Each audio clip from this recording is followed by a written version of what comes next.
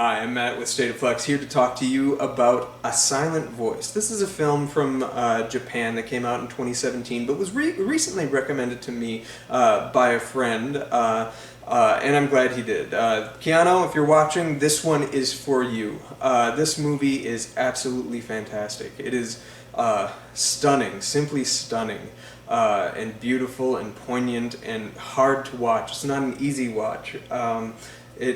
It's an animated film that tackles some pretty weighty issues, bullying chief among them. It has sort of like a redemption journey, and it tackles suicide. Right off the bat, you're following a young man who is on the brink of suicide, and you're sort of taken on a journey as to how he got to this place in his life and a want to end that life. And it all started with when he was in elementary school. He was bullying a young girl who was deaf. And rather than reach out and try to be a friend, he, along with many, many others, picked on her. But he was sort of singled out for being a bully, so much so that this girl ends up having to transfer schools. But then he sort of gets ostracized by the rest of the school for his actions, taking the brunt of the actions of really the whole class, and has a slow journey throughout the rest of his life to the point we get to meeting him in this film, where he is sort of self-loathing, and he truly feels the weight of responsibility of what he did to this girl, so much so that it brings him to want to end his life. And that's really the beginning of the movie. What you find is that when he elects not to take it, he goes on a journey of sort of self-discovery and self-redemption in trying to meet this young girl again and make things right. This girl communicates through a notebook, and he finds this notebook and tries to give it back to her. Well, he found this notebook like 10 years prior, but spends a good portion of the movie trying to get it back to her. And the relationship between these two characters and how it evolves. And the film is incredibly powerfully beautiful.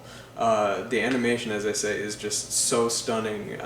Some of the imagery in this film is just incredibly sweet and sentimental and poignant. And I watched the dubbed version of this film first, and the voice work was quite strong. Then I went back and did a rewatch with it subtitled. This film is available streaming on Netflix, and I urge everybody to just stop what they're doing, watch this movie. It is so incredible. Anyway, I watched the subtitled version and did a little bit of research into that, and it turns out that the deaf girl, they cast a deaf actress to do her voice work, to capture that authenticity, which is ever present in really both versions of the film. But it is a stunning movie with some really mature handling of somewhat immature situations. I can't stress enough how good it is. There's a moment in this movie where you have a character who is falling, and it happens really, it is so well shot that as the character is presented to be falling, I got the sensation inside of myself that I myself was falling. I've never had that experience while watching a movie where I feel like I'm in the same exact scenario as the character in the film. It is that immersive. It captures you so wholly in that moment that you feel literal weightlessness in that moment, and it's just jaw-dropping that this filmmaker was able to capture that. But yes, this film is so good. However, it does have some triggering things, as I've mentioned throughout this throughout this review. So it's not necessarily for everybody. However, I do think that if everybody should give it a chance, even if it is tackling something that is somewhat personal or close to home.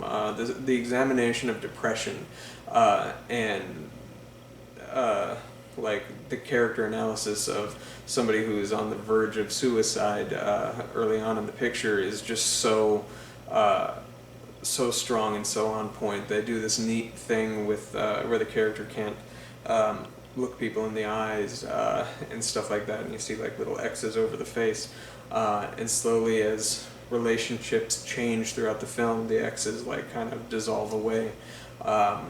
It's really quite beautiful.